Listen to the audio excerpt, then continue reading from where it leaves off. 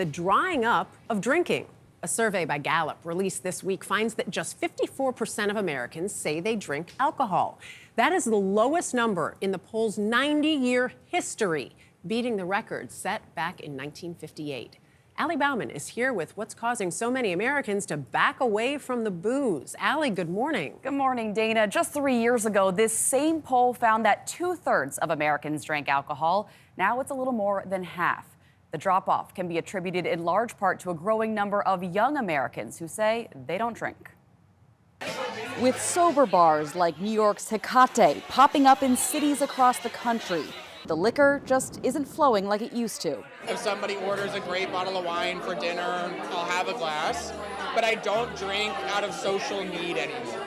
A new Gallup poll found the number of Americans who say they drink alcohol has fallen to its lowest level among several demographics, including women and young adults, 18 to 34-year-olds, only about half of whom say they partake.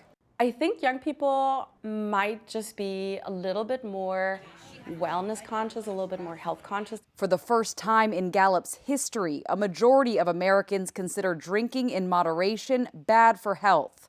CBS News medical contributor Dr. David Agus. Drinking too much alcohol clearly has a major impact on all forms of health. But at the same time, it's a little bit exaggerated to say that alcohol in small amounts has a health negative. What constitute small amounts? That's the key question. The poll also found Americans who do drink are throwing back less. Those who partake having an average of 2.8 drinks in the past week, the lowest number since 1996. The way it's said in most of the literature is up to a drink a day for women and 2 drinks a day for men. If it affects your sleep, to me, that's too much alcohol. And Americans aren't exactly swapping one vice for another. While marijuana use is higher today than a decade ago, as recreational marijuana is now legal in about half the country, Gallup found its reported use has stayed fairly steady over the past 4 years.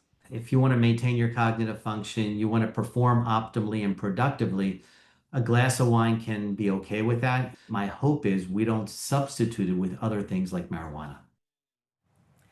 And Dr. Agus says it's best to talk to your doctor about your habits because there is conflicting data out there. In December, the National Academy of Medicine released a report finding moderate alcohol consumption is associated with a lower risk of death. Then a month later in January, the Surgeon General issued a public health advisory that moderate drinking could increase your risk for certain cancers. Dana? All right, Allie, thank you. So much news out there. Somewhat confusing. I know it is. Too. Just that last report, I thought edibles would be the reason why they're drinking less. But they're not. They're not. Yeah, just a choice of Sounds like we're different just lifestyle. thinking more about our health. Yeah, overall. All right.